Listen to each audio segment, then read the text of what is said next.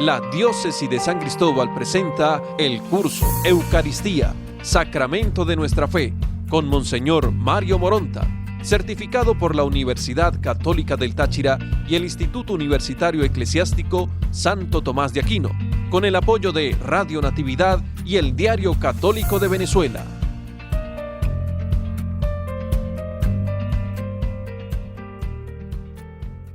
Un saludo para todos los que están participando en estas jornadas de formación, en esta aventura para conocer y llenarnos de entusiasmo con el misterio de la Eucaristía. Estamos terminando de dar un repaso a la historia de la Eucaristía y hoy vamos a ver un poco algunas corrientes teológicas. Ya en el fondo la enunciamos en la sesión pasada.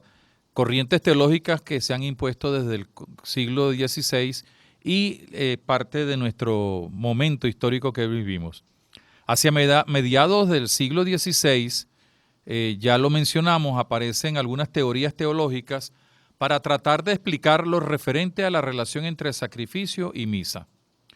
Acuérdense que esto era uno de los puntos en que la Iglesia tuvo que tomar una definición frente a los protestantes, luteros sobre todo, que separaba la misa del sacrificio. Un sacrificio de la cruz es una cosa y la misa es otra. Y más que hablar de misa como recuerdo del sacrificio, se hacía como un recuerdo más bien de la cena del Señor. Una de ellas es la denominada representativa. Dice, la misa es un sacrificio porque en ella Cristo está representado como sacrificado en la fracción del pan o en la comunión. Y esto lo sostiene, ya lo mencionábamos, Melchor Cano y Domingo Soto. Otra es la llamada teoría o corriente oblacionista, defendida por la escuela francesa de la Taille. La misa consiste en que la ofrenda interior de Cristo sobre la cruz es expresada de modo sacramental en la oblación que la Iglesia hace de sí. Sin embargo, no faltarán teólogos que busquen una salida más moderada al respecto. No obstante estas dos corrientes, la explicación más común entre los teólogos será la que ve en la doble consagración, como lo veíamos en la sesión pasada, la separación del cuerpo y de la sangre de Cristo, una inmolación mística, es decir, sacramental de Cristo. Y al mismo tiempo, la continuación de su ofrecimiento al Padre. Y entonces se tiende más bien a un encuentro o una síntesis de la teoría inmolacionista y la oblacionista. Estas teorías, la inmolacionista considera la misa en cuanto a inmolación de las sustancias del pan y del vino. Y tiene entre sus representantes a Suárez, un jesuita. La ratio formal y la razón formal del sacrificio se encuentra en la inmolación o destrucción de la ofrenda. En la consagración se da la aniquilación de las sustancias del pan y del vino, seguida de la producción de una realidad más noble, que es la sustancia del cuerpo y la sangre de Cristo. Entonces se habla de una inmolación productiva. San Roberto Bellarmino, también jesuita, sigue en la misma línea de Suárez, pero añade que la destrucción de la ofrenda se realiza en la comunión del sacerdote y no en las palabras de la consagración. Y es lo que sería la inmolación sacramental. Y encontramos a Leonardo Lessius, en latín, dice que la misa es sacrificio en cuanto a inmolación virtual de la humanidad de Cristo. Estas teorías presentan una dificultad. Presuponen una nueva muerte de Jesús. No comprenden que el carácter sacrificial de la Eucaristía deriva de su identidad sacramental con el sacrificio redentor de Cristo y se oponen a la unicidad del sacrificio de nuestra redención. Conciben la misa como un sacrificio distinto y superpuesto al de la cruz, en el que se realiza una nueva inmolación, destrucción en la realidad del pan y del vino. Luego tenemos otras teorías, la de los oblacionistas también mencionadas. La misa es un sacrificio en cuanto a una oblación interior de Cristo desde su estar en la tierra y en el cielo. Y representante de esta tendencia es Pierre de Bérulle, que también es un gran teólogo del sacerdocio. Y tenemos otras teorías, las teorías sacramentales, que buscan más bien una conciliación y una explicación más desde el punto de vista del sacramento en relación al sacrificio eucarístico. Tiene su base en el Nuevo Testamento. Y más que explicar la noción de sacrificio, nos ofrece el anuncio de la salvación llevado a cabo, o llevada a cabo, la salvación, con el sacrificio de la cruz. Y esto es importante porque ya aquí vamos a encontrarnos con gente que va a dirigir el así llamado movimiento litúrgico que va a desembocar luego en el Concilio Vaticano II. La celebración eucarística para este grupo de personas que tienen la teoría sacramental es la actuación del memorial instituido por el Señor y hace presente in sacramento el nuevo sacrificio redentor de Cristo. Es decir, hay una representación sacramental. No hay que darle más vuelta a la hoja. Sencillamente es una representación sacramental del sacrificio redentor de Cristo. Y en el fondo es poner en práctica aquello de San Pablo. Cada vez que comemos de este pan y bebemos de este cáliz, anunciamos tu muerte y tu resurrección hasta que vuelvas. Son exponentes de esta corriente, casi todos son franceses, por no decirlo todos, porque hay un alemán, al menos de los que tenemos aquí. Son exponentes de esta corriente, pues Journet, Bouillet, Max Turian y Odo Cassel, que es un benedictino que también forma parte del movimiento litúrgico que desemboca en el Concilio Vaticano II. Max Turian va a indicar que la Iglesia participa en el sacramento de Cristo. Y ustedes entonces empiezan a ver que con esta teoría sacramental, después de tantos siglos, comenzamos un poco a ir hacia lo que habíamos visto en el inicio de este curso como fuentes de la Eucaristía. A partir del siglo XVI, una de las primeras realizaciones en el campo de la praxis litúrgica va a ser la aparición del Missale Romanum de San Pío V, acompañado de las rúbricas generales y del Ritus Servandus in Celebratione Missae, es decir, el rito a mantener en la celebración de la misa. En Trento se pide de manera especial al clero que los fieles puedan comulgar no solo espiritualmente, sino también a través de la comunión sacramental.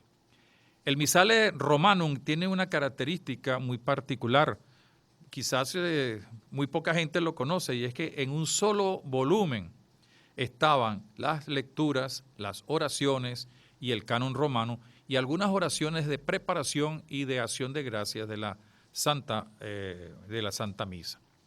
Esto, como ya lo mencionamos en algún momento y quizá lo volveremos a mencionar, trae un problema, y es que en vez de tener varios libros y facilitar también la creatividad, pues todo se tiene en un solo libro y punto. Y el misal ocupa pues ciertamente una gran importancia, pero todo está incluido allí en el misal romano. En cambio, la reforma, como lo vamos a ver, del misal de Pablo VI, habla no solamente del misal para las oraciones y la plegaria eucarística, sino la separación de los leccionarios, de acuerdo pues al orden establecido que ya mencionaremos a continuación. En este tiempo nos conseguimos con algunas dificultades, y que son dificultades, algunas de orden teológico y de orden pastoral. Se insiste en que se cumple el precepto escuchando la misa. No hay otro tipo de participación, no se necesita la comunión. Se puede comulgar una sola vez al año, por Pascua Florida, como decía uno de los mandamientos de la Iglesia. Entonces se cumple el precepto escuchando la misa. Y esto que apunta, dijéramos, a que la gente pueda ir a la Eucaristía, a la misa, limita porque la verdadera participación no está en ir a escuchar, sino también en responder, en cantar, en participar en la Eucaristía y en otros ritos que luego van a ser propuestos por el Concilio Vaticano II. Los fieles, por otra parte, no se sentían en este sentido, ya por esta razón que mencionaba un poco, involucrados en las celebraciones por el desconocimiento sobre todo del latín. Además, el sacerdote solía rezar en voz baja las oraciones y en particular la plegaria eucarística. Era como algo mistérico, como una cosa mágica. Yo les voy a contar una anécdota que, bueno, cuando era niño yo recuerdo que mi mamá íbamos a misa los domingos. Y la misa, pues sí, uno la veía y escuchaba, como se decía, escuchen la misa.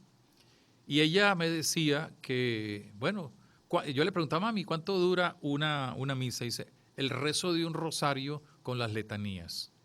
Y ella, cuando empezaba la misa, empezaba el rosario, y no solamente ella, sino lo hacía mucha gente, algunos individualmente, otros incluso hablando en voz bajita. ¿Por qué? Porque como no se escuchaba lo que decía el sacerdote, sí, solamente se había un poquito de atención cuando se tocaba la campanilla para indicar que se comenzaba el canon o se alzaba la hostia o el cáliz consagrado. De resto, pues no había más nada y quizás al final algunos avisos que daba el sacerdote. Pero fíjense, los fieles no se sentían involucrados en las celebraciones. Ese es un problema que luego la reforma litúrgica moderna va a enfrentar. Incluye también la disposición del altar, está de espalda al pueblo.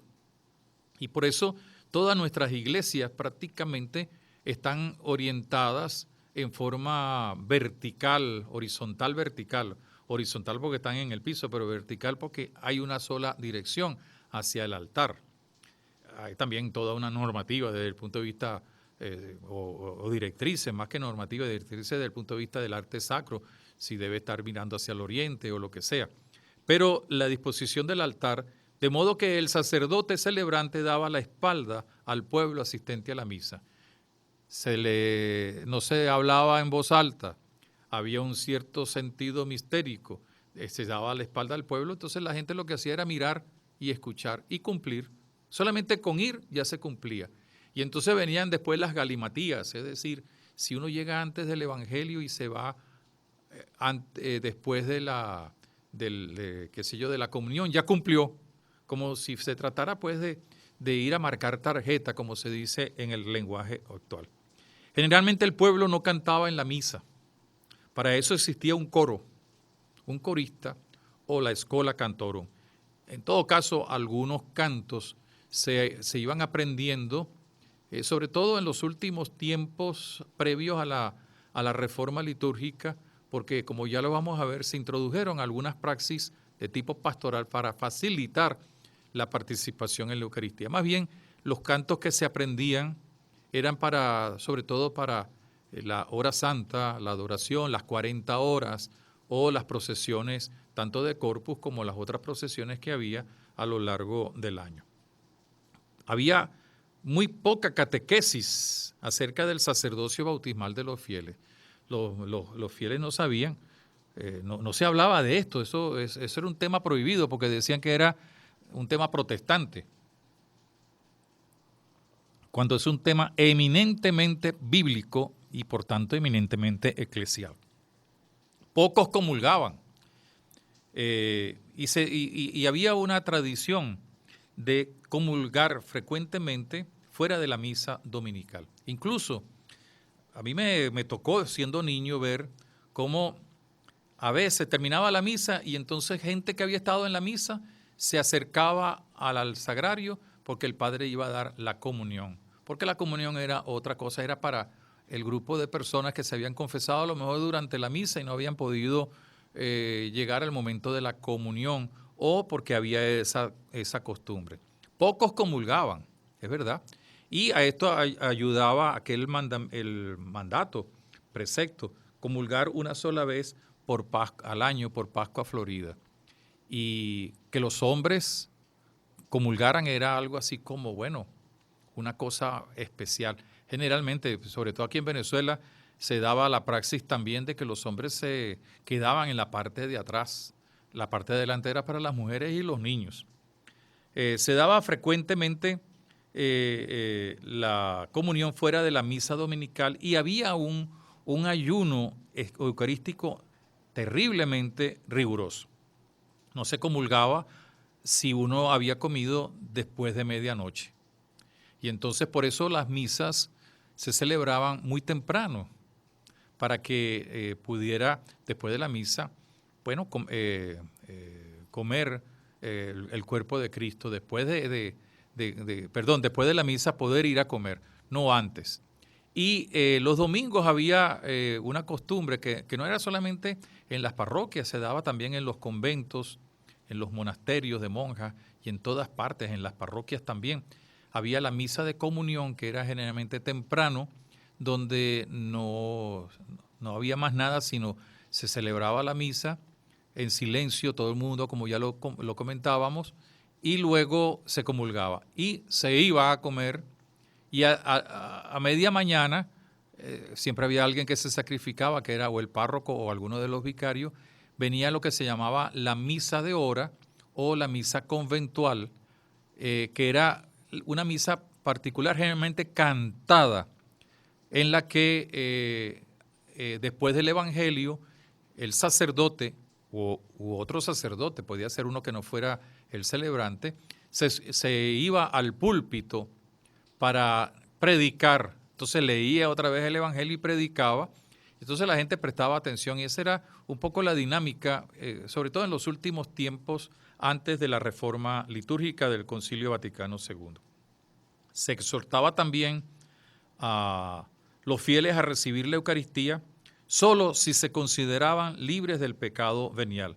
Luego se introdujo en el catecismo la idea de que aquellas personas que tenían pecado venial, haciendo un acto de contrición o haciendo un determinado ejercicio piadoso, podían acceder a la comunión porque se les perdonaban los pecados veniales.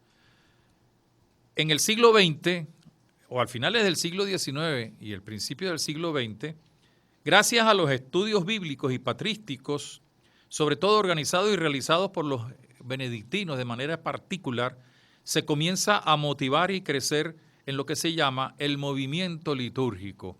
Hay un nuevo movimiento litúrgico con el retorno de las fuentes. Y esto generó algunos problemas porque muchos obispos y muchos de la curia romana veían este movimiento litúrgico como, bueno, peligroso, y también se le pusieron restricciones e incluso hubo gente que fue perseguida. Lo mismo sucedió con los estudios bíblicos. Al Pontificio Instituto Bíblico se le pusieron los ojos encima porque al ir a las fuentes, al buscar nueva metodología, pues se cambiaba un poco, no el texto de la Biblia, pero sí la metodología y muchas concepciones teológicas basadas en la Escritura. El objetivo de este movimiento litúrgico era reconducir al pueblo cristiano a la liturgia y en la liturgia a Cristo. Fíjense el doble movimiento. El pueblo era invitado a vivir la liturgia y desde la liturgia a Cristo. Toda una orientación eminentemente cristológica, porque la liturgia no es otra cosa sino la celebración festiva. Cuando digo festiva, no en el sentido mundano de la palabra, sino en el sentido de conmemoración, de solemnidad, de celebrar, de conmemorar el misterio de la salvación, el misterio de la Pascua. Por eso, tanto en el movimiento litúrgico como en el movimiento bíblico, uno de los objetivos va a ser fortalecer la vivencia del misterio pascual, que le va a dar mucho más fuerza incluso a la idea de celebración como sacrificio de la misa, el sacrificio de la cruz, porque ya no es solamente como lo veíamos en una de las últimas sesiones, uno de los defectos era que se había quedado solamente con el sacrificio de la cruz y se había prescindido de la Eucaristía como también recuerdo memorial de la resurrección. Se va dando una toma de conciencia, pues, de que la liturgia es el culto de la iglesia, que es el cuerpo místico de Cristo. Se ve en la liturgia la maestra de la oración, que es la iglesia.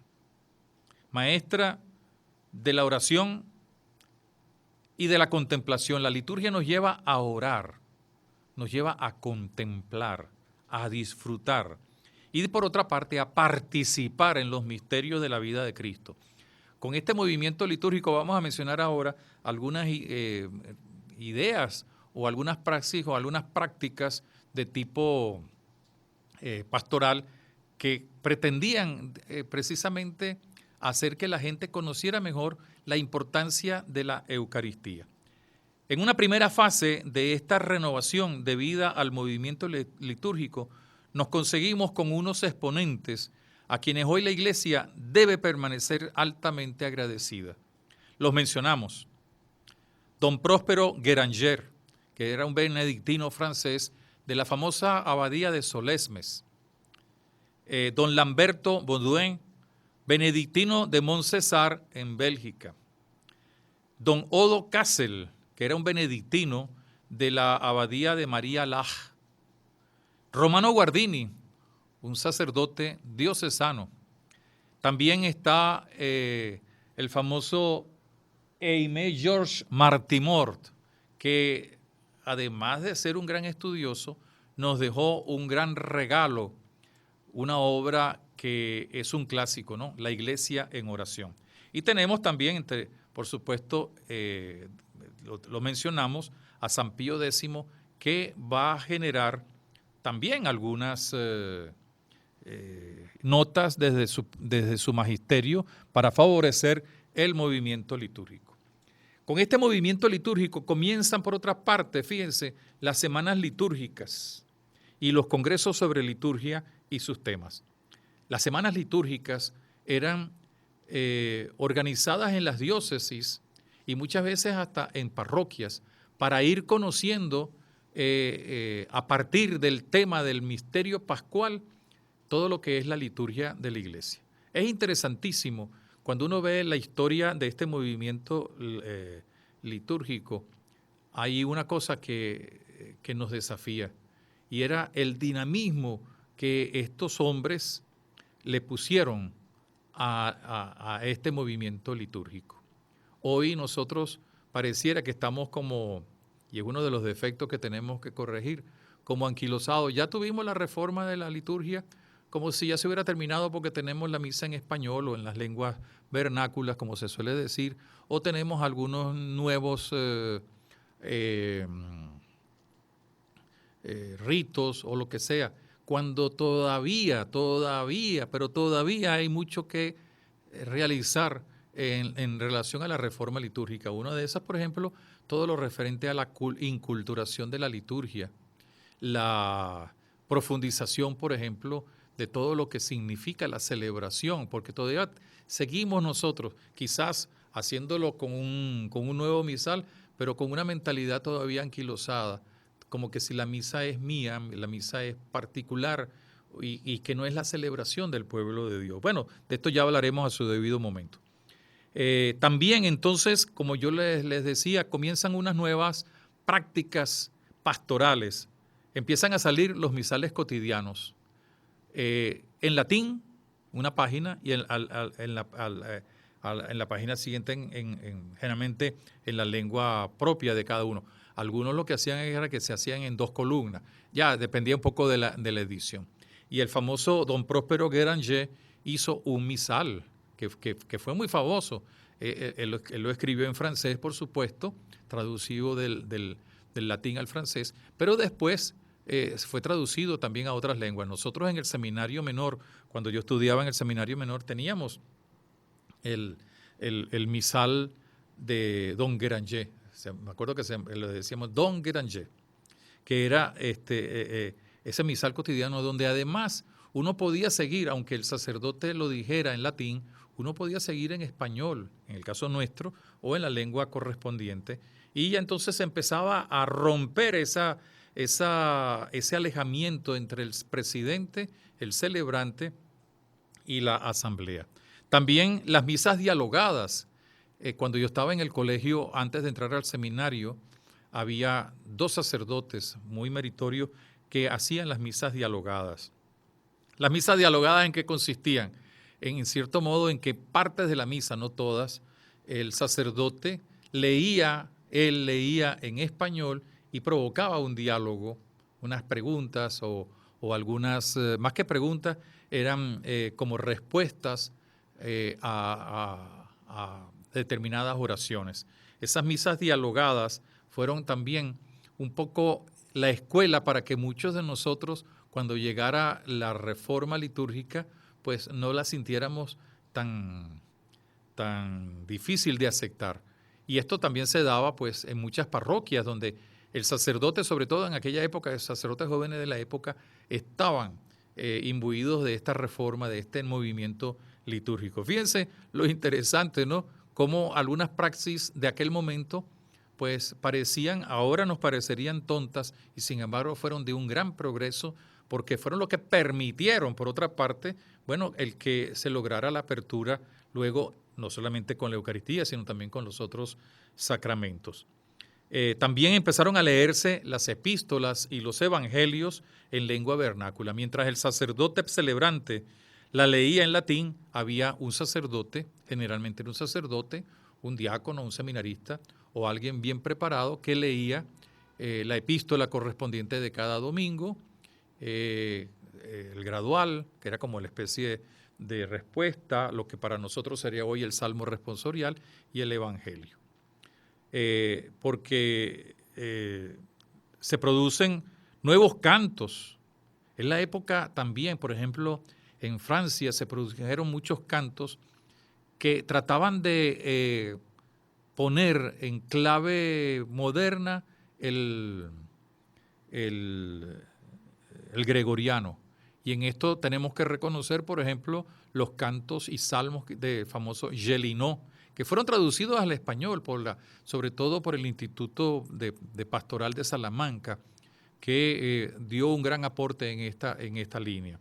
Y entonces teníamos los cantos nuevos, muchos de ellos salmos, otros cantos nuevos, algunos venidos de la religiosidad popular y otros que venían también de los congresos eucarísticos que se iban celebrando.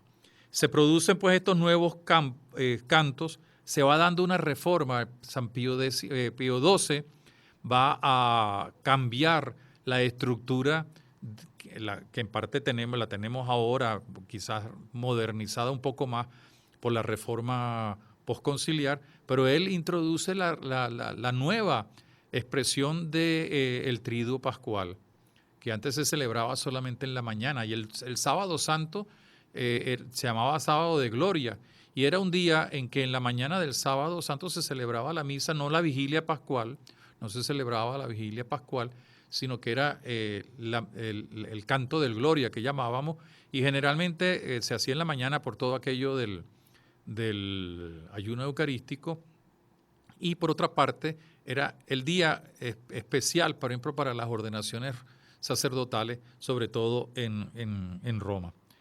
Se flexibiliza el ayuno eucarístico. Y San Pío X invita a los católicos a una mayor participación en la Eucaristía.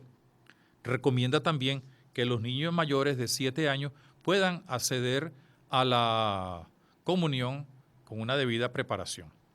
Una segunda fase de este movimiento litúrgico se va a realizar entre 1939 y 1962, sabiendo que fue un poco la época de la Guerra Mundial y también de la posguerra y el tiempo previo al Concilio Vaticano II.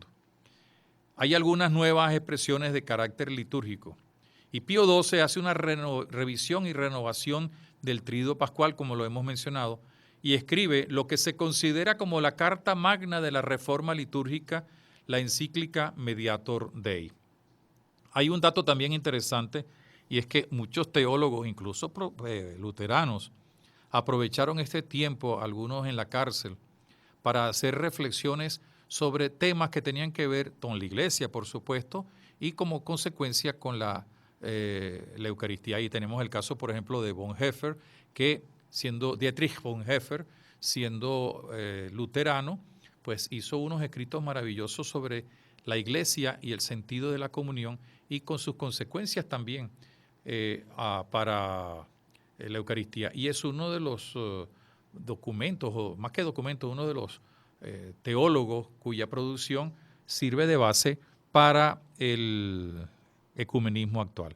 Y la tercera fase, que es la que nos pertenece a nosotros, está marcada por la influencia del Concilio Vaticano II. Quizás muchos jóvenes no ven la importancia del Concilio Vaticano II porque lo ven lejano en el tiempo. Yo les voy a contar una anécdota para que se rían un poquito. En el año 85, 86, siendo yo profesor en el Instituto Universitario del Seminario Interdiocesano de Caracas y en la Universidad Católica de Caracas, yo hablaba en una de las clases con mucha emoción del Concilio Vaticano II. Yo de seminarista, pues, viví esa experiencia del concilio como seminarista. Y yo hablaba con mucha emoción y recuerdo que un seminarista me dice, padre, ¿usted por qué habla con tanta emoción del concilio? Y lo que había pasado eran 20 años del concilio, más o menos. Y entonces yo le digo, no, es que cuando yo era seminarista, pues yo aprendí muchas cosas y yo soy hijo del concilio. Y la respuesta de él, en vez de ser, caramba, qué bueno el concilio, me dice, padre, usted sí es viejo, porque ven al concilio como una cosa del pasado. Y el Concilio Vaticano II es el eje, dijéramos, de la renovación de la Iglesia de los últimos siglos, sobre todo después del Concilio de Trento, que también hubo el Concilio Vaticano I, que no se terminó, pero el Concilio Vaticano II habla de renovación y le da un impulso precisamente a la reforma, no solamente litúrgica, sino a la renovación de la Iglesia, pero de manera especial la reforma litúrgica. Y el Concilio Vaticano II va a producir una constitución dogmática, Sacrosanctum Concilium, que orienta todo el proceso de la reforma litúrgica del siglo XX y del siglo XXI. Es verdad que hay otra serie de documentos de praxis litúrgica, pero ese es el documento que sirvió de base. Quizás algunas cosas, cuando uno la lee ahora, dice, caramba, esto ya fue no superado, sino profundizado por determinado tema o por determinado documento. También en aquella época, el Papa Pablo VI emite una instrucción, Eucharisticum Mysterium, que da una serie de normas en el orden de la Eucaristía, pero que también, si uno lo lee ahora en el tiempo y lo lee con la seriedad de una persona que sabe situarse en el tiempo, vamos a descubrir cómo el Papa Pablo VI verdaderamente fue un hombre de visión de futuro, porque en esa instrucción se dijeron cosas que hoy están siendo aplicadas como novedosas. A la vez se dan algunos cambios que hablan del avance y la adaptación a los tiempos modernos. Por ejemplo, se invita a cambiar la disposición del altar ahora de frente al pueblo.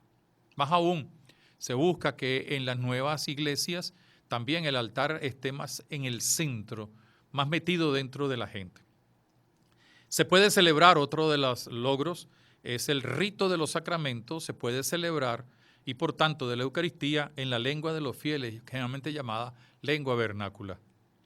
Se insiste en la importancia de la palabra de Dios y en vez de haber un solo misal, existen los leccionarios y los leccionarios hay que darle mucha importancia. Ya lo veremos a su debido momento. Pero los leccionarios son importantes porque contienen la palabra de Dios. Se nos ha metido un poco la mala costumbre, aquí en otros países también, de leer la palabra de Dios desde un folletico, que son importantes y son buenos, no digo que no, pero que le quitan la prestancia a lo que se está proclamando. El leccionario tiene un sentido e incluso debería llevarse en procesión al entrar la misa cada vez, sobre todo los domingos, cada vez que se celebra la Eucaristía, porque no olvidemos que la palabra y la Eucaristía son los dos ejes frontales. Pero ahí da la impresión de que, bueno, no importa, lo leemos desde una hojita, la hojita domingo, la hojita litúrgica o de actualidad litúrgica o el pan diario o el folletico que tengamos. Y es importante quizás, yo no estoy en contra de ello, a pesar de que tiene sus...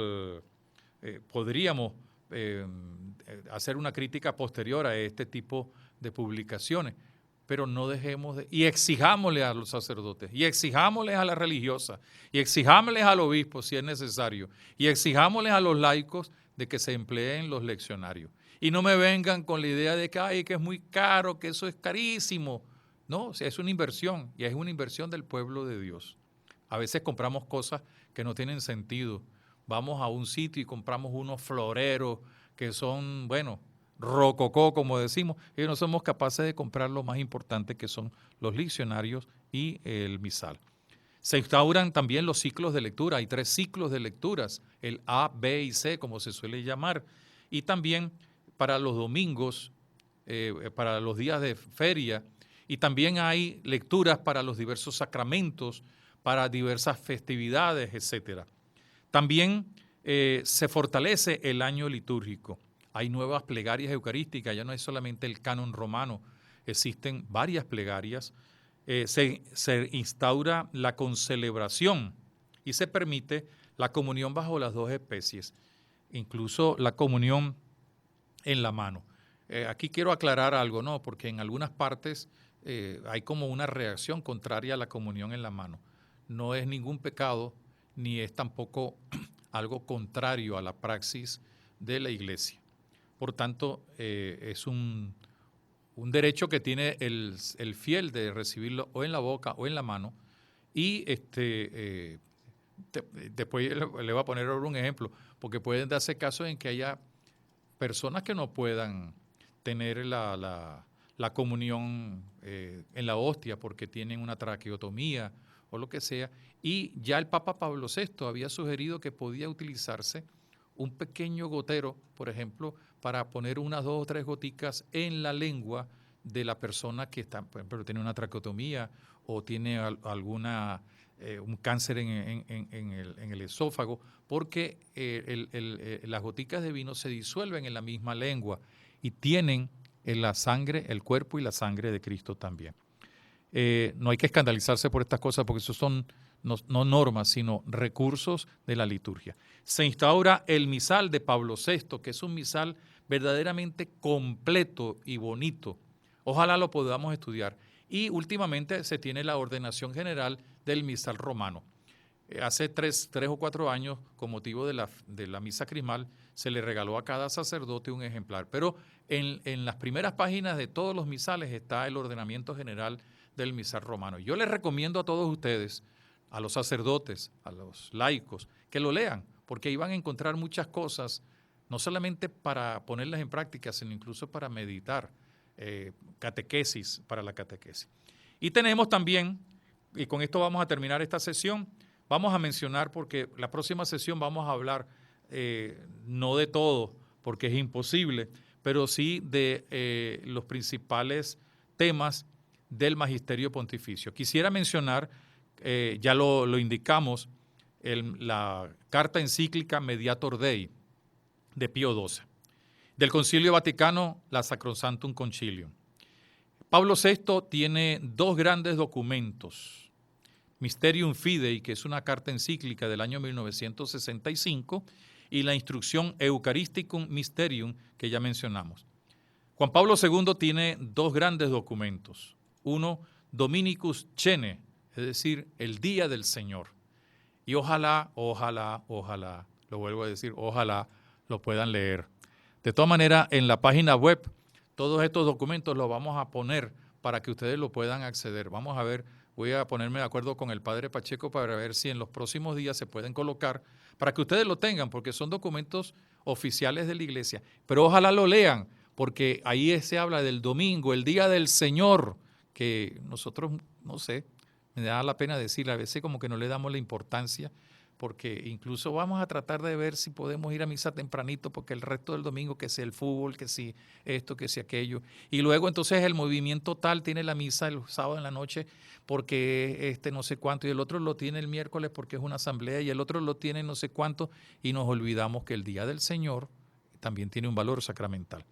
Y el Papa Juan Pablo II también tiene otra carta apostólica llamada Eclesia de Eucaristía, que vale la pena leer, porque es toda la propuesta de cómo la Iglesia hace la Eucaristía, porque la Eucaristía hace la Iglesia.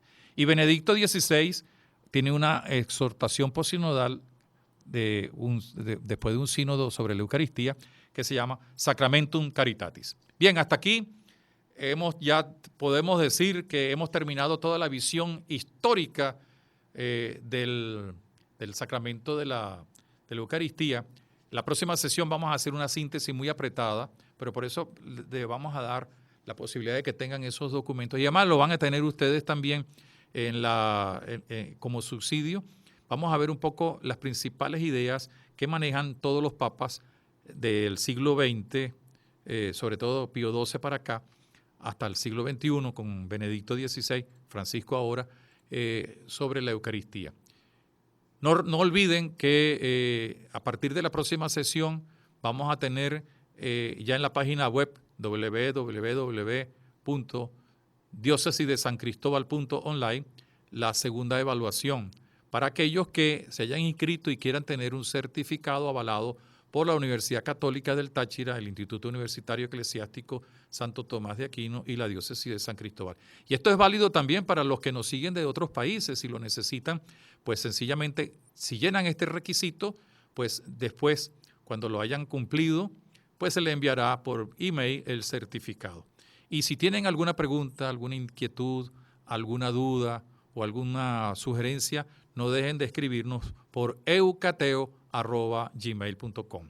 La próxima sesión la vamos a dedicar al Magisterio Pontificio y luego vamos a comenzar la segunda parte, que es toda la síntesis teológica, la Eucaristía como sacramento de la comunión, como sacramento del pan y del vino consagrados, como el sacramento del misterio pascual, cruz, muerte y resurrección del Señor, de su presencia, de su memorial, y el sacramento de la Iglesia, que es el sacramento de nuestra fe. Les saludo, nos seguimos encomendando a la protección de la Virgen María con la fuerza del Espíritu Santo y en el nombre del Señor Jesucristo. Hasta muy pronto. Que Dios nos siga acompañando.